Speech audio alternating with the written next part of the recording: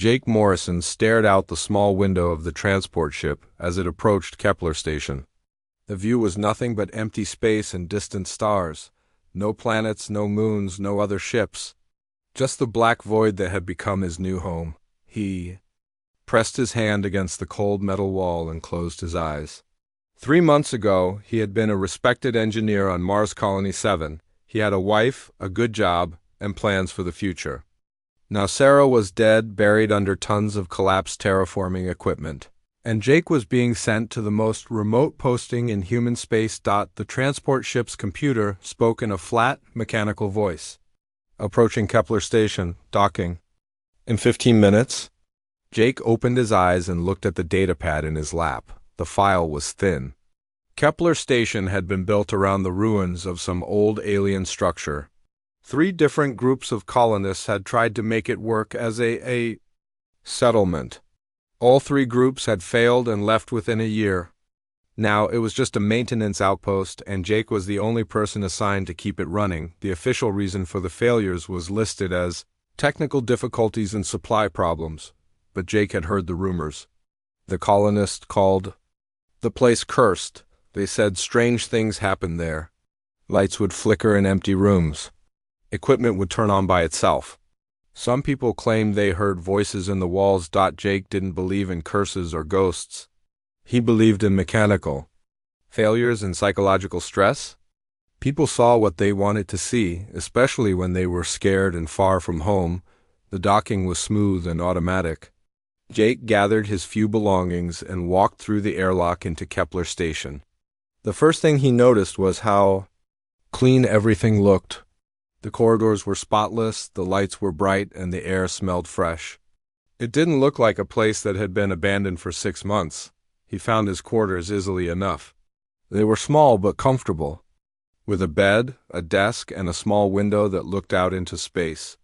Jake unpacked his clothes and personal items, then sat on the bed and looked around his new home. The silence was complete. On Mars Colony 7, there had always been noise. Machines humming, people talking, vehicles moving. Here, there was nothing.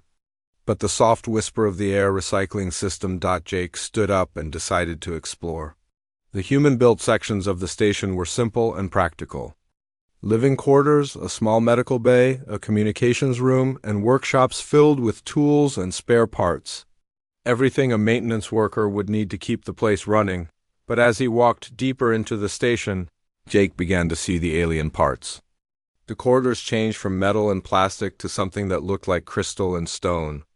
The walls were covered with patterns that seemed to shift when he wasn't looking directly at them. The ceiling was higher and the air felt different. Somehow, Jake had seen alien ruins before. Most of them were just empty buildings with strange architecture. But these felt different. They felt alive. He found a large chamber filled with what looked like machinery, though he couldn't tell what any of it was supposed to do. The shapes were too strange, too organic. Some pieces looked almost like they were grown rather than built. Jake spent the rest of the day checking systems and running diagnostics. Everything was working perfectly. The power generators were running smoothly, the life support was stable, and the communications array was sending regular reports back to Colonial Command. That night, Jake sat in the small cafeteria and ate a meal from the food synthesizer. The taste was bland but adequate. He tried to read a book on his datapad, but he kept looking up at the doorway that led deeper into the alien sections. He told himself he was just curious. As the maintenance supervisor, he should know every part of the station. It was his job to keep everything working, even if he didn't understand what some of it was for. The next morning, Jake began a more thorough exploration of the alien areas. He brought tools and a portable scanner, telling himself he was just doing his job. The scanner showed that most of the alien equipment was inactive, but there were strange energy readings in some areas that he couldn't explain. The alien builders had been tall. The doorways were at least 3 meters high, and the rooms were built on a scale that made humans feel small. Jake found chambers filled with empty pedestals, rooms with walls covered in symbols that might have been writing, and corridors that seemed to go on forever. In one large room, Jake found something that made him stop and stare. The walls were covered with what looked like star maps, thousands of points of light connected by glowing lines. At the center was a section that Jake recognized as local space. With Earth's sun clearly marked, he spent hours studying the maps, trying to understand what they meant. Some areas were marked with symbols that pulsed with red light. Others glowed green or blue. Jake had the unsettling feeling that he was looking at something important, something that might explain why the colonists had left. Over the next few days, Jake fell into a routine. He would spend his mornings checking the human systems and sending reports to Colonial Command. His afternoons were spent exploring the alien sections, mapping corridors and cataloging equipment. He began to notice small things. Lights that would brighten when he entered a room and dim when he left. Panels that would display symbols when he approached them. The alien sections seemed to be responding to his presence in subtle ways. Jake told himself it was just automatic. Systems designed to activate when someone was nearby. It made sense that an advanced civilization would build their equipment to be user-friendly, but late at night, when he lay in his bed listening to the silence, Jake wondered if the colonists had been right to leave. The station felt too alive, too aware. Sometimes he had the feeling that something was watching him, studying him. On his 8th night at Kepler Station, Jake was reviewing structural scans in his quarters when he noticed something that made his blood run cold. According to the scanner, readings, parts of the alien sections were showing power signatures. Not much, just minimal energy flows, but enough to register on his instruments. Jake double-checked the readings. There was no mistake. Something in the alien sections was drawing power, even though all the human reports said the place had been completely dead for decades. He sat back in his chair and stared at the data. The previous maintenance crews had either missed this completely or chosen not to report it. Jake wondered which possibility scared him more. He looked at the time. It was late, but he wasn't going to be able to sleep with this mystery unsolved. Jake gathered his tools and headed for the alien sections. Following the power readings deeper into the station than he had ever gone before, the corridors seemed different at night. The patterns on the walls appeared to move more freely in the dim light, and Jake could have sworn he heard something like music coming from somewhere far ahead. He followed the power readings through a maze of passages until he reached a sealed door that he had never seen before. The door was different from the others, covered with intricate carvings that seemed to tell a story.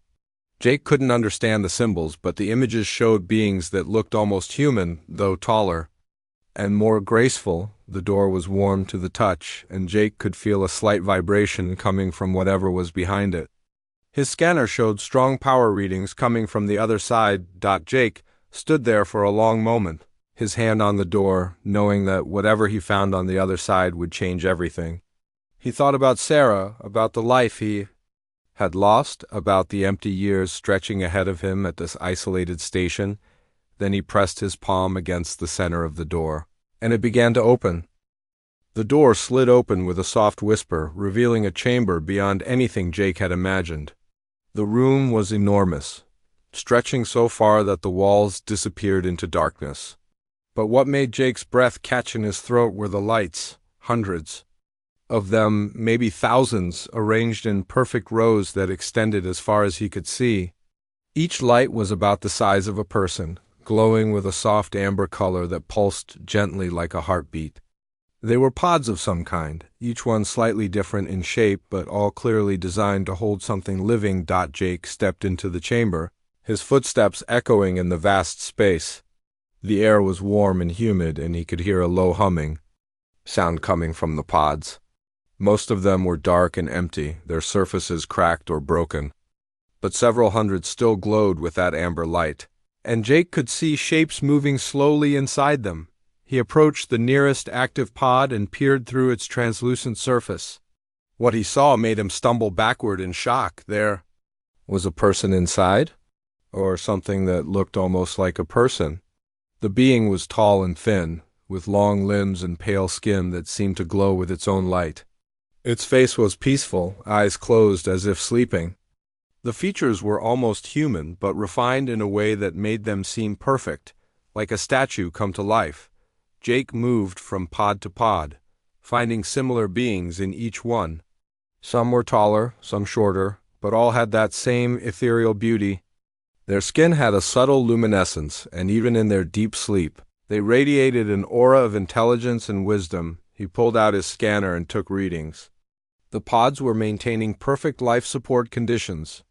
Temperature, pressure, and atmospheric composition were all carefully controlled. These weren't storage units. They were keeping these beings alive. Jake realized he was looking at an entire civilization in suspended animation. Hundreds of alien beings, sleeping in their crystal pods, waiting for someone to wake them up. The thought terrified and amazed him at the same time. As he explored deeper into the chamber, lights began to activate around him. Holographic displays materialized in the air, showing complex symbols and diagrams that hurt his eyes to look at. Directly, the displays seemed to respond to his presence, following him as he moved through the rows of pods. One display caught his attention. It showed what looked like a star map, but far more detailed than anything humans had ever created. Thousands of star systems were connected by glowing lines, forming a vast network that spanned the entire galaxy.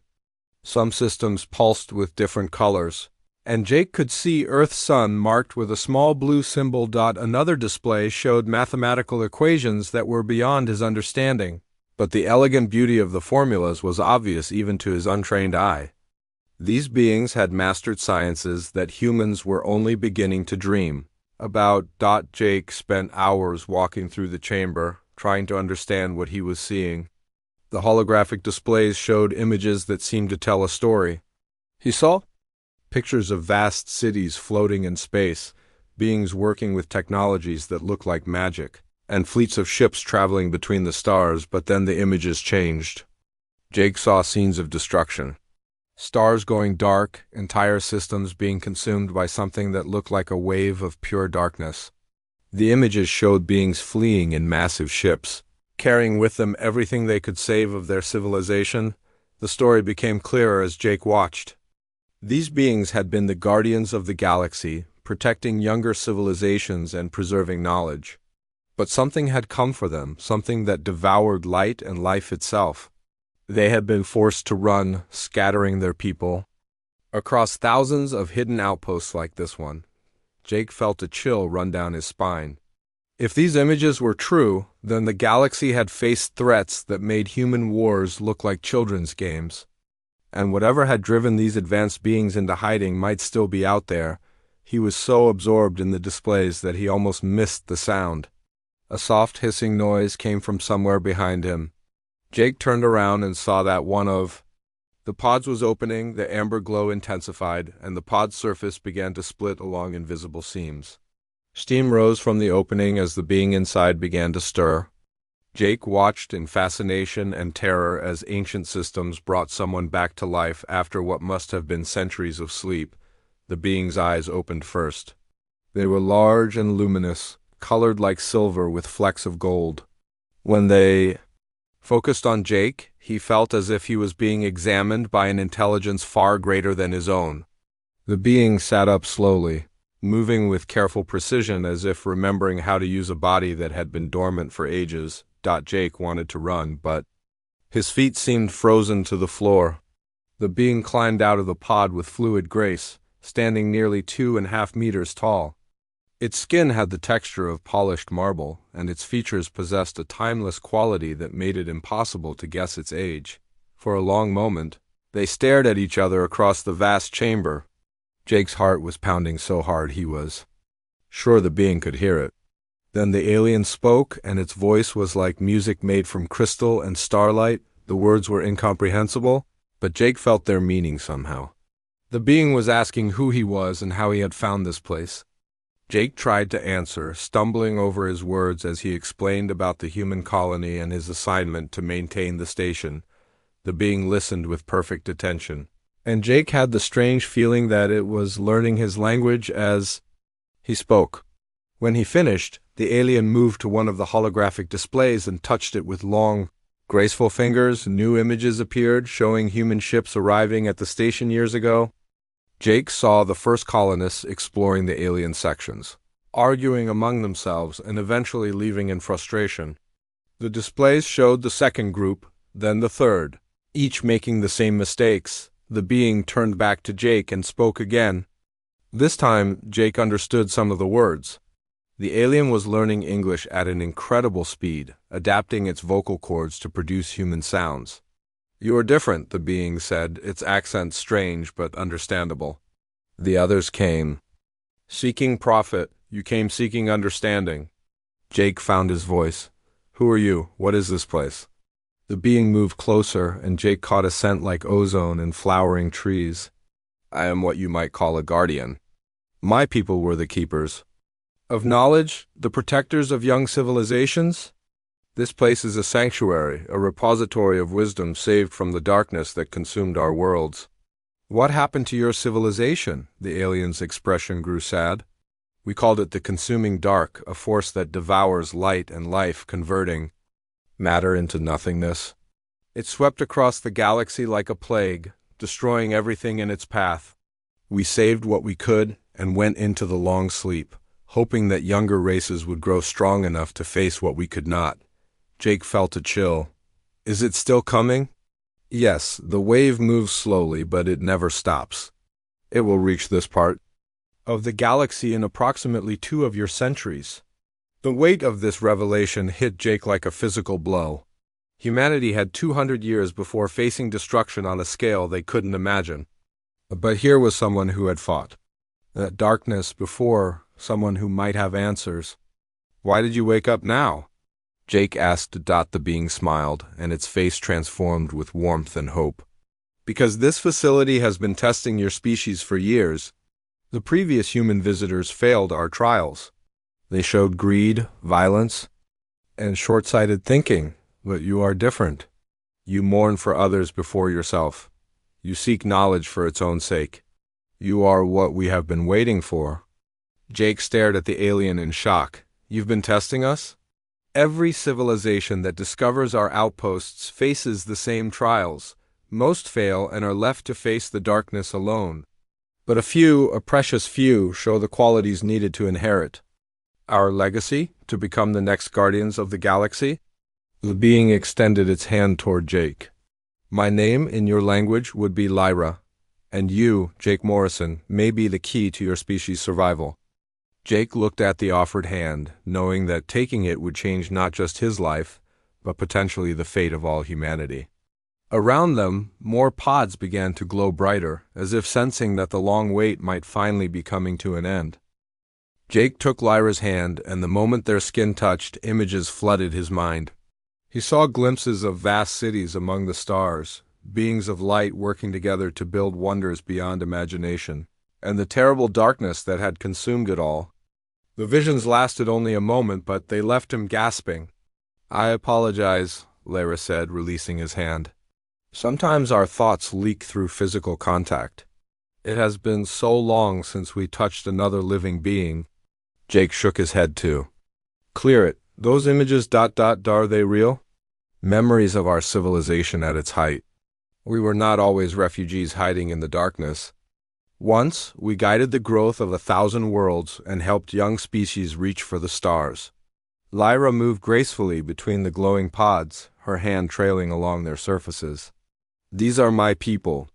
Scientists, artists, engineers, teachers, the last survivors of the Atheni race. We have slept for over 3,000 years, waiting for a species worthy of our trust. And you think humans might be that species?" Lyra turned to face him, her silver eyes studying his face.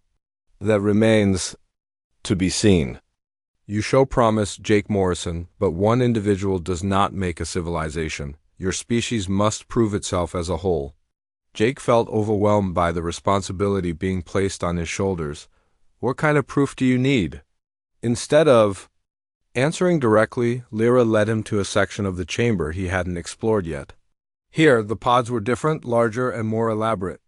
Inside them were beings that looked even more alien, with multiple arms and faces that seemed to shift. Like liquid.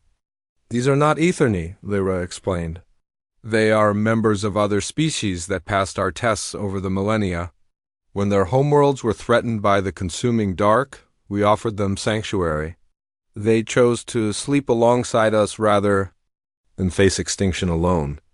Jake looked at the strange beings in their crystal prisons. How many species have you tested? Thousands. Most fail within the first few encounters. They see our technology and immediately think of conquest or profit. They try to force open our archives or demand that we share our knowledge freely. Such species are not ready for the responsibility that comes with advanced power. Lyra touched one of the alien pods gently. The Vorthik here were warriors who learned to use their strength to protect others rather than dominate them. The crystalline collective sacrificed their physical forms to preserve the knowledge of their dying star system. Each species that earned our trust had to prove they could think beyond their own immediate needs. What about the humans who came here before me? Lyra's expression grew sad. The first group found our outer chambers and saw only valuable salvage. They tried to cut pieces from our walls to sell on the black market. The second group was more sophisticated but equally greedy. They wanted to claim our technology for military purposes. The third group showed more promise, but they fell too, in fighting when they couldn't agree on how to profit from their discovery. Jake felt ashamed of his species' behavior. And now you're giving us another chance because of me? Because you are different. When you first entered our domains, you came with curiosity rather than greed. You mourned the loss of life on your colony world even though it cost you everything. You accepted exile rather than participate in covering up the truth. These are the qualities we look for in a guardian species. Lyra led him to another holographic display, this one showing a three-dimensional map of the galaxy. Thousands of star systems were marked with different colors, and Jake could see patterns of destruction spreading like an infection across the spiral arms. This shows the current position of the consuming dark, Lyra explained. It moves slowly, by galactic standards, but it never stops. In 200 of your years, it will reach this sector of space. Every world in its path will be devoured unless someone stops it. Jake stared at the map in horror. How do you stop something like that? With quantum barriers, massive constructions that can redirect the dark's path around inhabited systems. We built many such barriers in our time, saving countless worlds. But each barrier requires enormous resources and perfect cooperation between multiple species. And you think humans could help build these barriers? Lyra nodded. Humans have qualities that make them natural coordinators. You are adaptable, creative, and capable of forming alliances with very different types of beings. But you also have weaknesses that could doom any project you undertake. She gestured to another display showing images of human conflicts. Wars, environmental destruction, political corruption. Jake recognized some of the scenes from Earth's history. Your species has great potential, but you are still young. You fight among yourselves over trivial differences. You destroy your own environments for short-term gain. You let fear and hatred guide your decisions instead of wisdom and compassion. Jake felt defensive. We're getting better. The colonies are more peaceful than Earth ever was. Yes, but will that progress continue when you face real challenges? The quantum barriers require resources from dozens of star systems and cooperation between species that have never met. One betrayal, one act of selfishness, could doom entire worlds. Lyra moved to stand before him, her tall frame making Jake feel small. This is why we test species so carefully. The power we offer could be used to save the galaxy or destroy it. We must be certain of your intentions before we share our secrets. What kind of tests do you have in mind?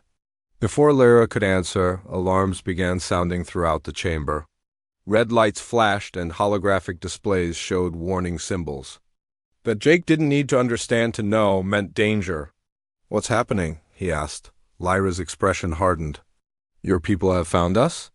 A warship is approaching the station. Jake felt his heart sink. I haven't contacted anyone.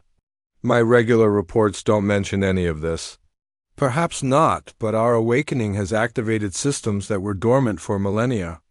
Your colonial command has detected the energy signatures. Jake ran to a display showing the view outside the station. In the distance, he could see the angular shape of a human battlecruiser approaching fast. Its weapon ports were open and smaller ships were launching from its bays. They're coming in force. Jake said. They must think the station is under attack. Or they have decided to claim our technology by force, Lyra replied. This will be your first test, Jake Morrison. How will you convince your leaders that cooperation is better than conquest? More pods around the chamber began to glow brighter. Lyra spoke in her musical language, and Jake heard responses from the awakening beings. The ancient guardians were preparing for whatever was coming. Wait, Jake said.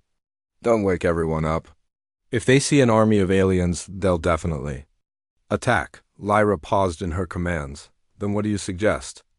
Jake thought quickly. Let me talk to them first, alone. If I can make them understand what's at stake, maybe we can avoid a fight. And if they refuse to listen? Jake looked around at the thousands of sleeping beings, each one representing knowledge and wisdom accumulated over millions of years. Then he thought about Earth, about all the human colonies, about the consuming dark moving slowly but inevitably toward everything he had ever known. Then I'll have to make them listen. Humanity might not be perfect, but we're not stupid. When we understand the real threat, we can work together. Lyra studied his face for a long moment. Very well, but know this, Jake Morrison. If your people prove they are not ready for our trust, we will return to our long sleep. The next species to find us may be more worthy. And if we fail completely? Lyra's expression was grave. Then, in 200 years, the consuming dark will devour this entire sector of the galaxy, and there will be no one left to remember that either of our civilizations ever existed. Jake felt the weight of two species' survival settling on his shoulders. Outside, the human warship was getting closer, and he could see fighters moving to surround the station. Soon, he would have to convince some of the most stubborn and suspicious people in the galaxy to trust him with their future. He looked back at Lyra, who was watching him with those ancient, knowing eyes. I won't let that happen. Humans can be better than our worst impulses. I'll prove it to you. Then go, Lyra said. Show us what humanity is truly capable of. Jake ran through the corridors of Kepler Station, his mind racing faster than his feet. The human warship would dock within minutes, and he had no idea how to explain what he had discovered. How do you tell a military commander that aliens have been testing humanity and the fate of the galaxy depends on passing their exam? He reached the communications room and activated the main display. The approaching ship was the battlecruiser Endeavour, one of Colonial Command's most powerful vessels. Its captain was Ryan Torres, a man Jake had met once at a military briefing. Torres was smart, professional, and absolutely ruthless when it came to protecting human interests. Jake opened a communication channel. Endeavour, this is maintenance.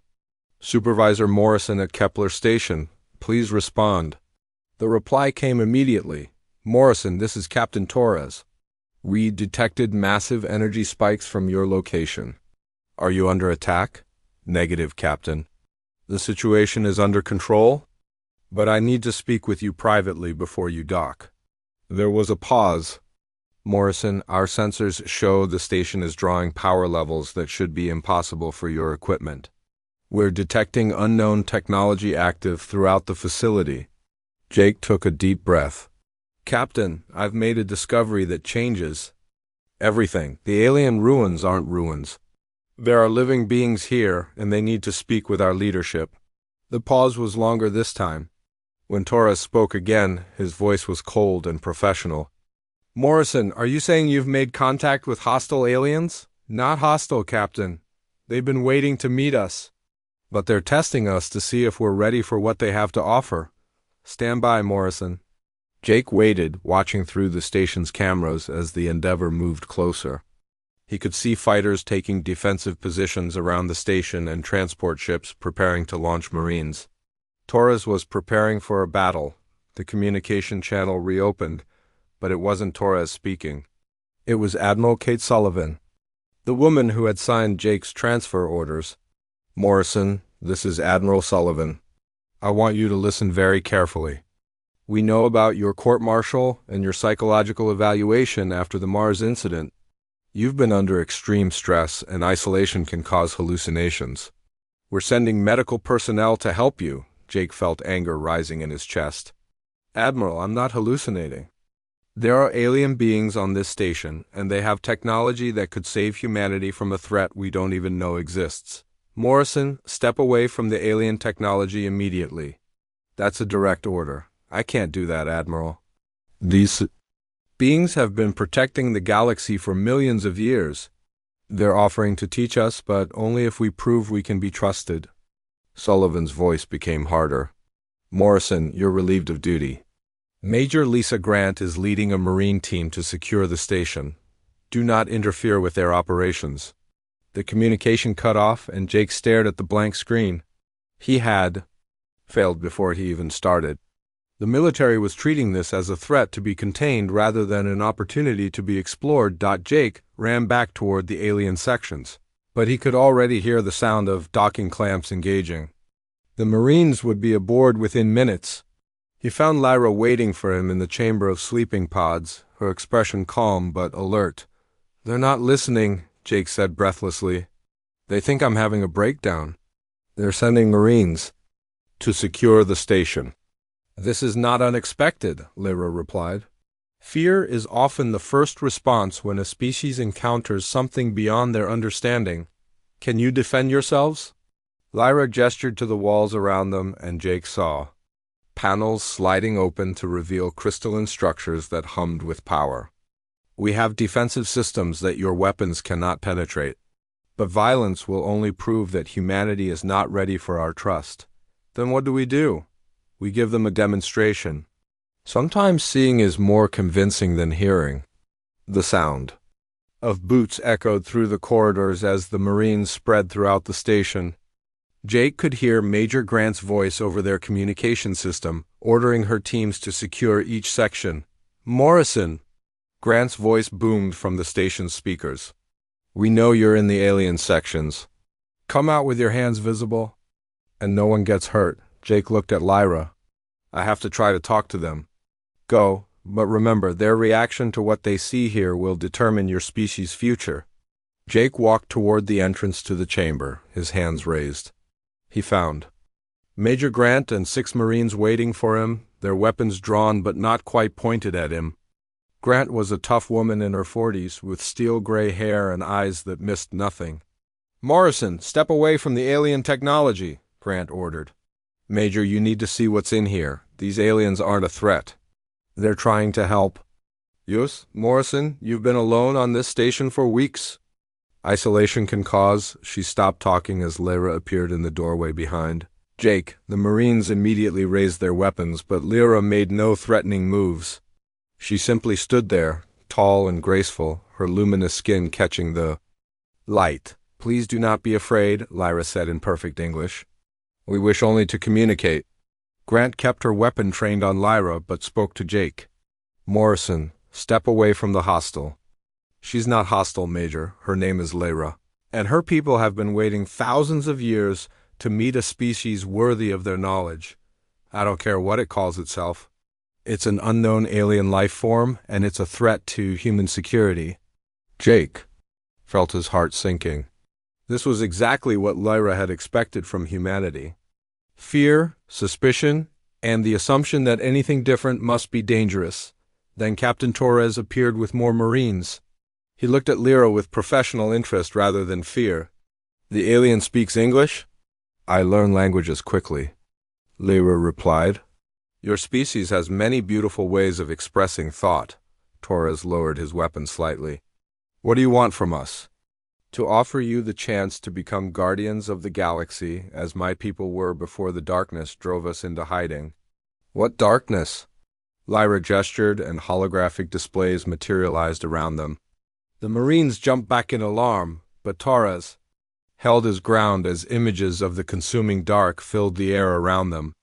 In 200 of your years, this force will reach your space.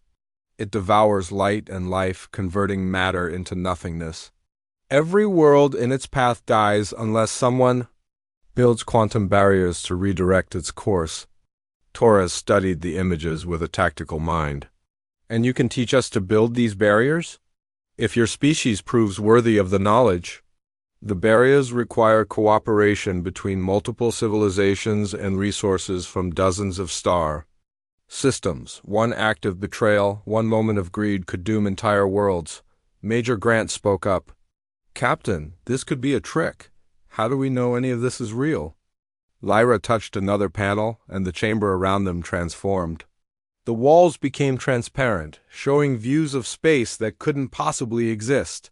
They could see the battlecruiser Endeavour from angles that should have been impossible, and beyond it, star systems they had never seen before.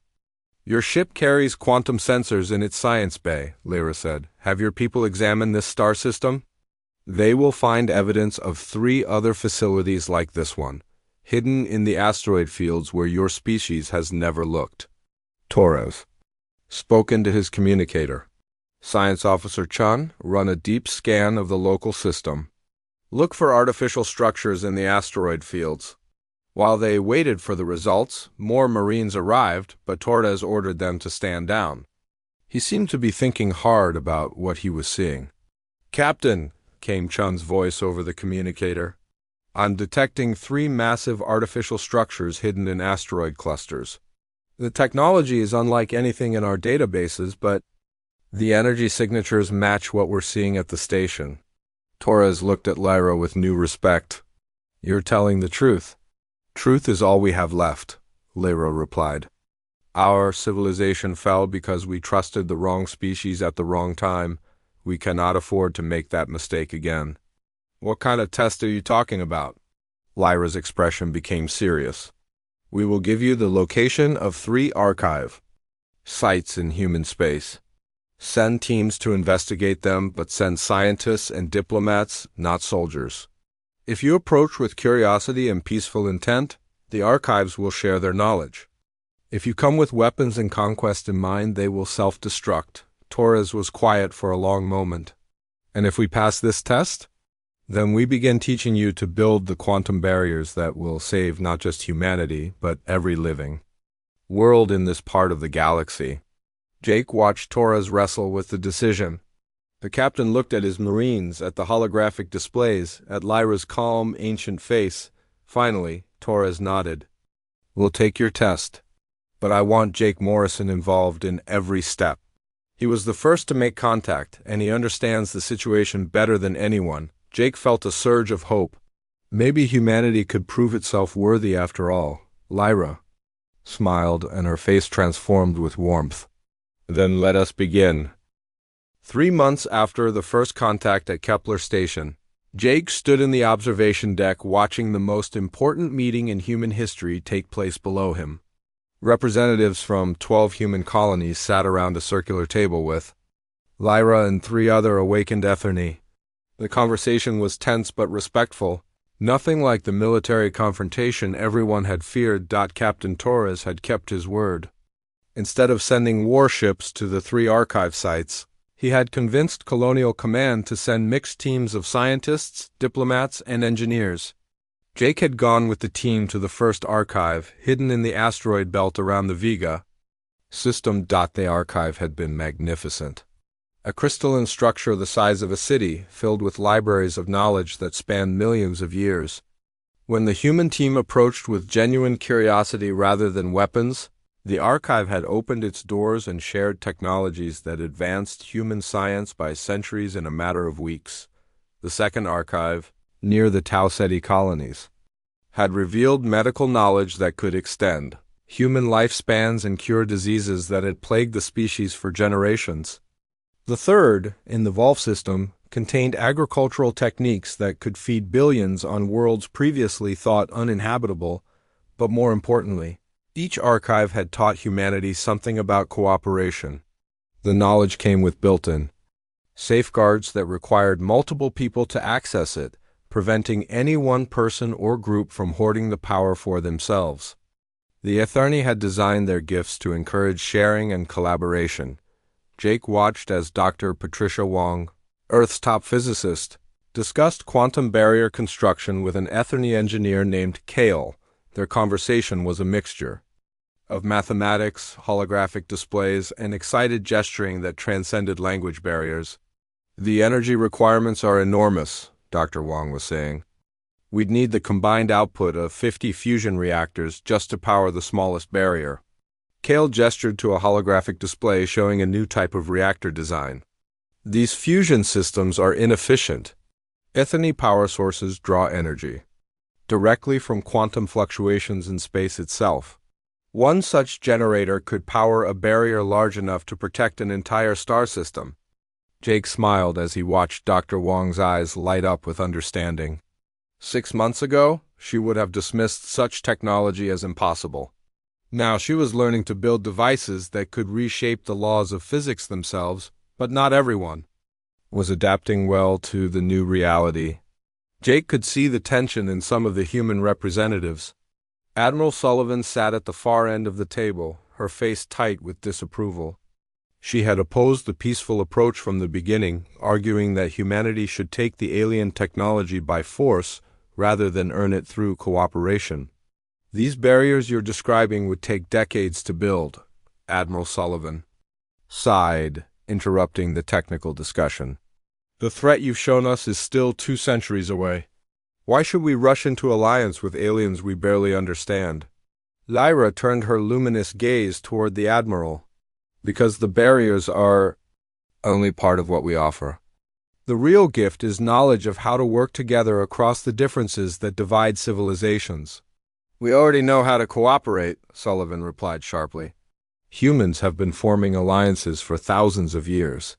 With other humans, Lyra said gently. But the galaxy contains thousands of species, each with their own needs, fears, and ways of thinking.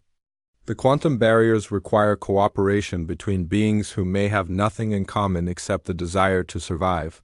Jake saw Captain Torres lean forward. Are you saying there are other species we'll need to work with? Kale activated another display showing star charts marked with dozens of different symbols. Many civilizations have survived the consuming dark by hiding in distant corners of the galaxy.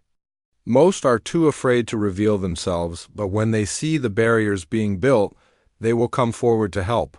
Dr. Wong studied the chart with fascination. How many species are we talking about? Perhaps 30 or 40 in this sector. Alone, some are similar to your people in thought and motivation.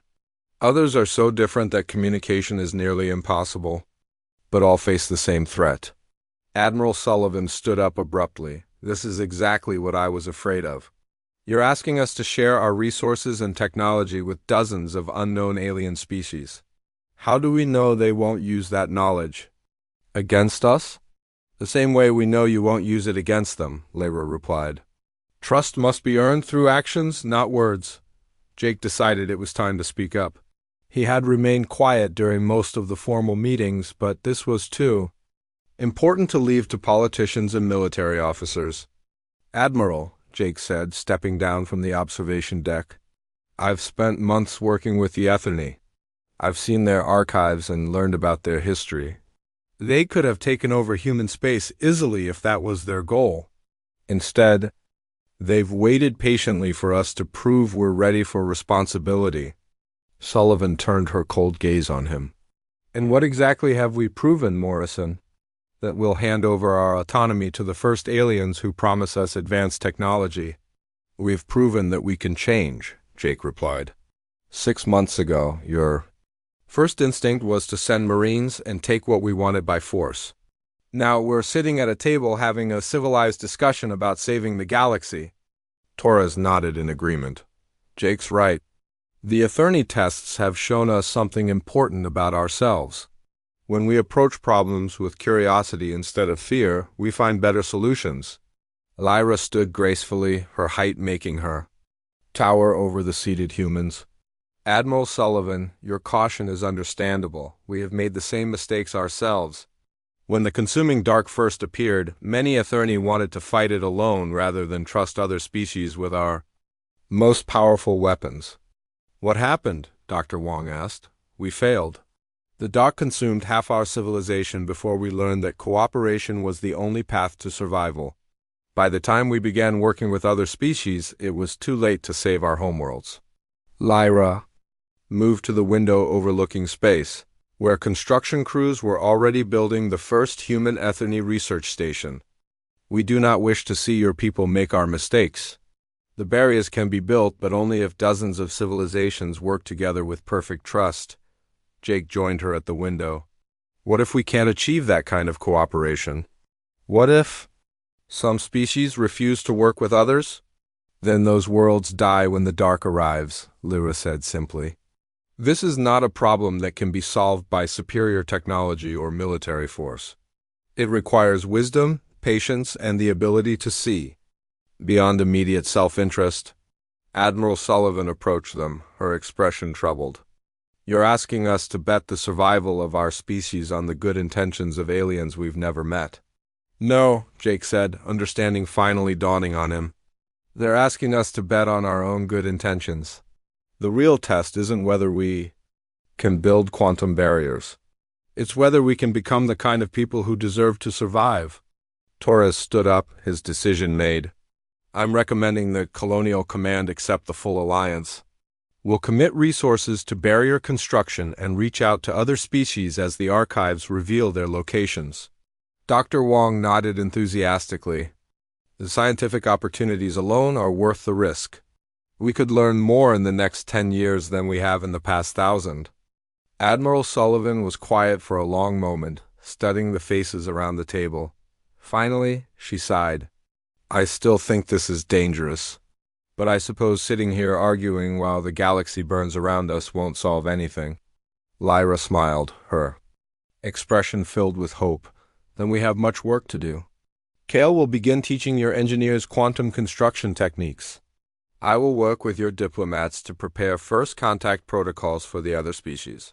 And Jake will coordinate the overall project. Jake felt a surge of pride and terror. Me?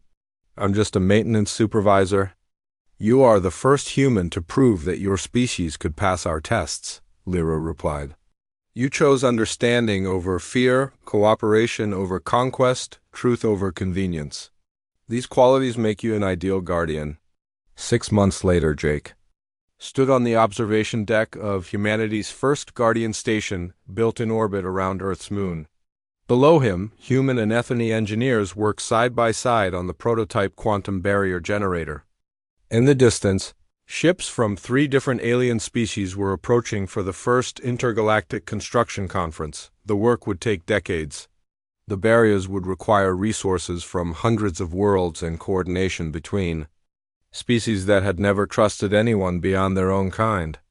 Many would fail, and some worlds would be lost to the consuming dark despite their best efforts. But for the first time since the threat was revealed, Jake felt genuine hope. Humanity had proven they could grow beyond their limitations. They had chosen cooperation over conquest, wisdom over weapons, and the long-term survival of civilization over short-term gain. As he watched the construction crews prepare humanity's first line of defense against cosmic destruction, Jake thought about Sarah and all the other people who had died believing that humans could be better than their worst impulses. They had been right. In the end, that belief might be enough to save the galaxy.